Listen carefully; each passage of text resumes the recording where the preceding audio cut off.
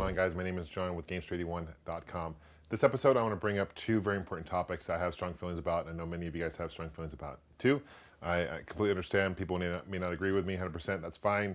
People may agree with me on some points and not others, and people may just disagree with me 100%. And that's fine. So the point of this video is to open up a friendly conversation and friendly debate, and I want to hear you guys' side of the story as well and your points. So please post video responses, leave comments below, let me know what you guys think. So the first topic I want to bring up is, do video games cause violence and cause people to go out and kill people?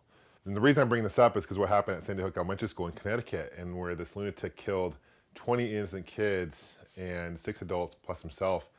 And people were, first starting to point at the gun control, and then they're starting to say, now they were coming out and saying that he was a video gamer. I read an article, I believe in the USA Today, saying that this guy played video games, whatnot. So a lot of people are concerned that, video games influence this and cause him to go out and kill people. So do I think video games cause violence? I don't believe so.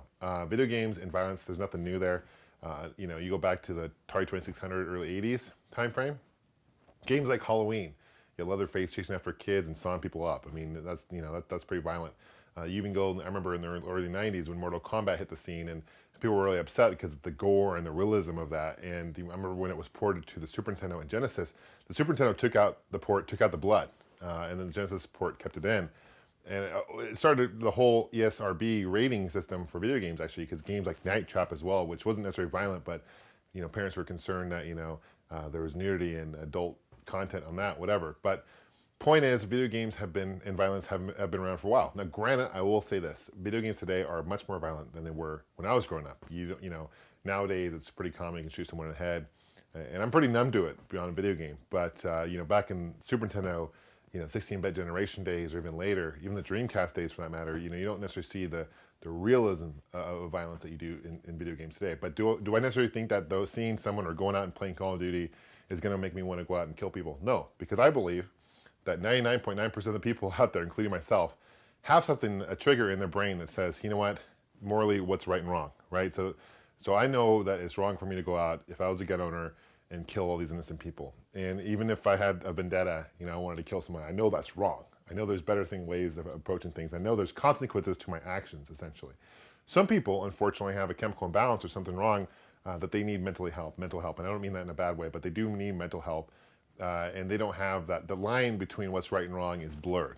So basically, they don't see consequences to their actions. So this lunatic who went to the school, Sandy Hook Elementary School, or the lunatic who went to Aurora at the Batman movie and shut up all these kids, or Columbine, what have you, list goes on and on. They don't necessarily have that moral line or moral something to tell them that, don't do this. So is it necessarily video games that cause that? No, I don't believe so. What the government really needs to do is help these individuals out by providing support and tools so they can live a functional life and know what's right and wrong. And I don't necessarily think it's parenting, although some of it is parenting. As far as gun controls go, a lot of people on both sides, there's extremes on both sides. A lot of the pro-gun users say, oh, we should arm teachers with guns, and that way, if everyone had a gun, they could protect themselves. I think that's a kind of a crazy statement, to be honest with you. But there's also people on the extreme left who say, guns should just be outlawed altogether. Well, to be honest with you, it's too late to do that anyway, because there's tens of millions of really responsible gun owners here in the U.S. that are responsible, that want to protect themselves, and they have the Second Amendment right to do so. So it's too late to do that. So what should the government do? Well, I think first what they should do is close loopholes. There's a lot of loopholes out there, including a loophole where right now they do background checks, which I think is really important. But if you go to a gun show right now, they don't necessarily check for background checks. So there's a loophole there. So they need to close that loophole. They really should limit the magazine size. I mean, if you want to protect yourself, you don't need necessarily a huge magazine and all these bullets to do so. Also, they should limit kind of rifle you get, or these rifles and guns they have nowadays are pretty crazy, incredible. Now, I think when the forefathers wrote the Second Amendment, you got to keep considering the times. It took almost a minute to load your musket, and then even then it was one shot, right? One shot deal. Where nowadays you have these semi-automatic weapons, and it's a lot different situation. And back then too, we were protecting ourselves from the British were coming and stuff like that. So times have changed.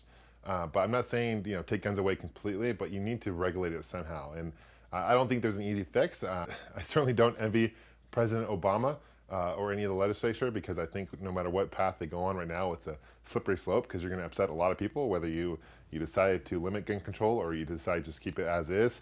There's going to be people on both sides that are going to be upset, and there's no perfect solution, unfortunately. Because you look at the Sandy Hook Elementary example, you look at the individual who went there and killed all these innocent people, which is devastating. He didn't buy these guns, his mom did. And his mom may be a responsible gun owner, had a clean background check, but she obviously had him out there where he could access them. So what people need to do is they need to be educated and be responsible. And if you're a gun owner and you have kids, you need to explain to them what's right and wrong. You need to lock it up, first of all, and you just need to be aware of the situation around you and what kind of environment you're in. So that's my personal opinion. Another big reason why I think we're seeing a lot more people do these mass shootings is because the media. I believe that the media shouldn't give out the person's name.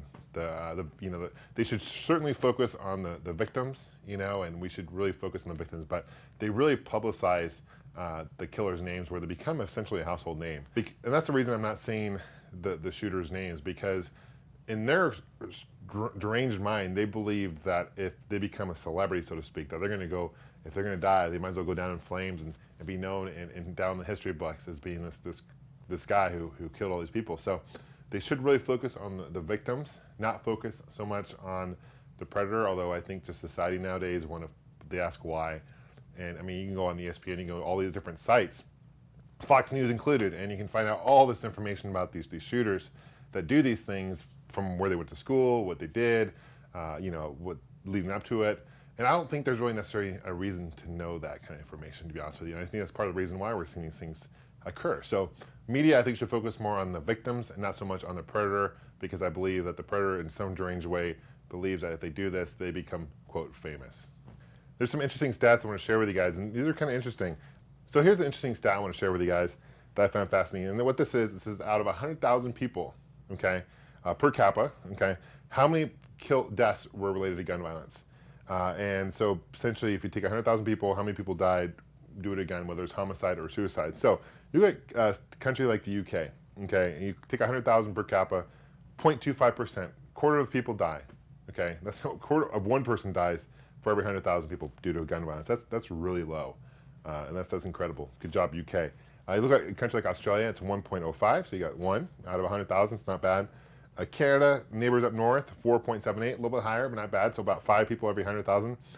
And number 10 actually is the US, actually, and that's 10.2, so a little over 10 people die out of 100,000 people in the US. And that doesn't sound like much, but it's significantly higher than the countries I just named. It's significantly higher than many other countries. Number 1, in case you guys are curious, is El Salvador, and that is 50.36, so it's a lot higher. Now you look at suicides, interesting enough, UK is 0.17, so majority of their deaths are suicide related. So you look at Australia is 0.79, again majority. You look at Canada, 3.72, majority. US is majority as well, 6.1, so 6 out of 100,000 people commit suicide in the US. So my question is, why is it so much higher in the US than many other countries, Western civilized countries? Is it the video games? No, because there's video games in Australia, there's video games in the UK, there's obviously video games in Canada. I don't think it's movies influence. I think a lot of it is just culture. I think it's easier to get guns. Now people will argue that guns don't kill people, people kill people. That's certainly true. But it's also true, guns are a tool to kill people. Now, the same day that Sandy Hook massacre happened, an individual in China actually stabbed a whole bunch of people with a knife.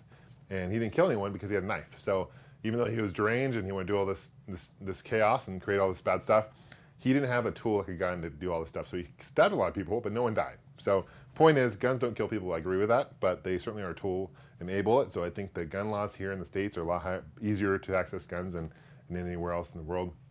I posted a comment on Facebook a little while ago, and I felt that a lot of people who were outside the U.S. were they kind of look upon the U.S. as like a gun-friendly country, and that we're violent and whatnot, which we are gun-friendly, but we're certainly not violent. I think I'm proud to be a U.S. citizen. We're a friendly nation. We really look out for the rest of the world oftentimes. So I don't know if that's necessarily the case, but then you look at the people, a lot of the U.S. citizens made comments all pro-gun and stuff. So it's interesting, you get both sides of the coin. So I'm curious, leave your comment below. Let me know what you guys think. Second topic I want to bring up, and this is not really gaming related, although I guess some people could argue that it could be. But recently the Washington State and Colorado passed marijuana for recreational use. They made it legal. It's still illegal on the federal level, but at the state level, it's legal. So there's kind of a fine line there as far as it's going to be years drawn out. I'm sure hundreds of thousands of dollars, if not more, on figuring out all this stuff out. So I want to ask you guys, what do you guys think about marijuana as far as recreational use? I'm not certainly promoting it by all means, but what I do think, I think the government should take a look at it. You can certainly argue that tobacco and alcohol are worse for you than marijuana.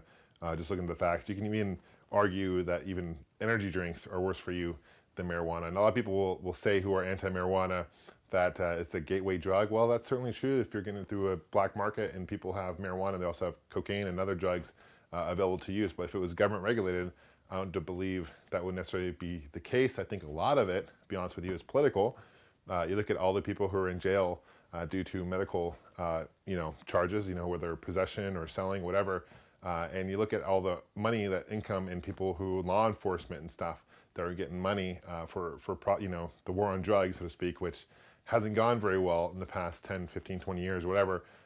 Guys, please don't get me wrong. I don't smoke or anything like that. I'm a law-abiding citizen, but I certainly am not going out there and saying smoke and it's a good thing for you, do it, because I'm sure, it's definitely not the best thing to do in the world for your body, right? But I'm certainly not saying that it should be looked upon and compared in the same classifications as heroin and other major drugs that are really bad for you and they can overdose on. And marijuana, as far as I know, you can't overdose on marijuana. In fact, there's a number of ways you can take marijuana, whether it's through baked goods or through other forms as well, that are less harmful for you than just smoking it too. I'm just curious what you guys think about that topic. It's obviously very controversial. You look at a country like Amsterdam, where it is legal to smoke marijuana at certain parts of the country, and you look at the drug use there for marijuana is no more higher than it is here in the States. There's not people there are taking advantage of it. I think the government would be smart to tax it and then use that tax money to put into tools and educational funds to prevent serious things, more serious problems like other types of drugs or gun control or what have you. So put towards important things like education as well. But thanks, guys. I appreciate you guys' time in watching this video. If you're very curious, like I said, hear what you guys have to say. Thanks for commenting, of course. Thanks for subscribing. We'll see you guys soon. Take care.